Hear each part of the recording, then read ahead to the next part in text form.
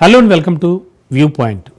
AI ప్రతి రంగంలో కూడా రాజ్యం వెళ్ళడం మొదలు పెట్టేసిందని చెప్పచ్చు. విపరీతంగా చొచ్చుకెళ్తోంది. మరి ఈ కృత్రిమ మేధ వరల్డ్ మొత్తాన్నే వెళ్తోంది. ప్రస్తుతానికి చూస్తే వరల్డ్ మొత్తం మీద ఏఐ శకమే నడుస్తోందని చెప్పాలి. ఏఐ వాడకంలో ఇండియన్స్ వరల్డ్ మొత్తం మీద అగ్రస్థానంలో నిలుస్తున్నారు యాజ్ యూజువల్. ముఖ్యంగా చాట్ జీపీటీ వినియోగంలో అయితే భారత్ అమెరికాను సైతం దాటేసింది. హోల్ మొత్తం చూస్తే అంటే ప్రపంచ వినియోగదారుల్లో ఇండియన్స్ 13.5% ఉన్నారు. ఏఐ చాట్ బాట్ అయినటువంటి చాట్ జీపీటీ నెలవారీ క్రియాశీలకమైన వినియోగదారుల జాబితాలో చూస్తే ఇండియా ఫస్ట్ ప్లేస్లో ఉంది. ఇక ఆ తర్వాతి స్థానాల్లో యుఎస్ 8.9 ప్లేస్ అండ్ ఇండోనేషియా 5.7%లో ఉన్నాయి. మరి చాట్ జీపీటీ మాత్రమే కాదు, చైనా రూపొందించినటువంటి డీప్ సీక్, దీనికి సంబంధించి కూడా చాలా కథనాలు వస్తున్నాయి. దీని వినియోగంలో కూడా ఇండియన్స్ దూసుకెళ్ళిపోతున్నారు. డీప్ సీక్ మొత్తం వినియోగదారులు 6.9%తో వరల్డ్ మొత్తంలోనే 3వ స్థానంలో నిలిచారు.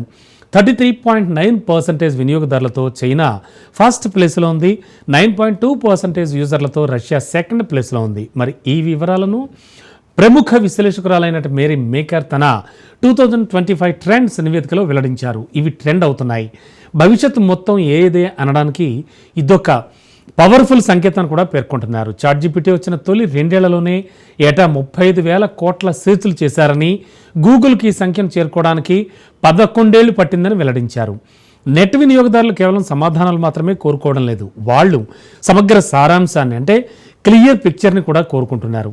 దశాబ్ద కాలం పట్టే సెర్చ్ లెర్నింగ్ ప్రక్రియను చాట్ జీపీటీ కేవలం కొన్ని నెలలకే పరిమితం చేసింది అంటూ కూడా గ్రేహౌన్ రీసెర్చ్ సీఈఓ విర్గ్ ఆగియా పేర్కొన్నారు. అయితే కొన్ని క్లిష్టమైన ప్రశ్నలకు జనరేటివ్ ఏఐ చాలా బాగా ఉపయోగపడుతోందంటూ, కానీ చాలా సెర్చ్లకు దాన్ని వాడాల్సిన అవసరం లేదని కౌంటర్ పాయింట్ రీసెర్చ్ సంస్థ డైరెక్టర్ మోహిత్ అగర్వాల్ కూడా చెబుతున్నారు.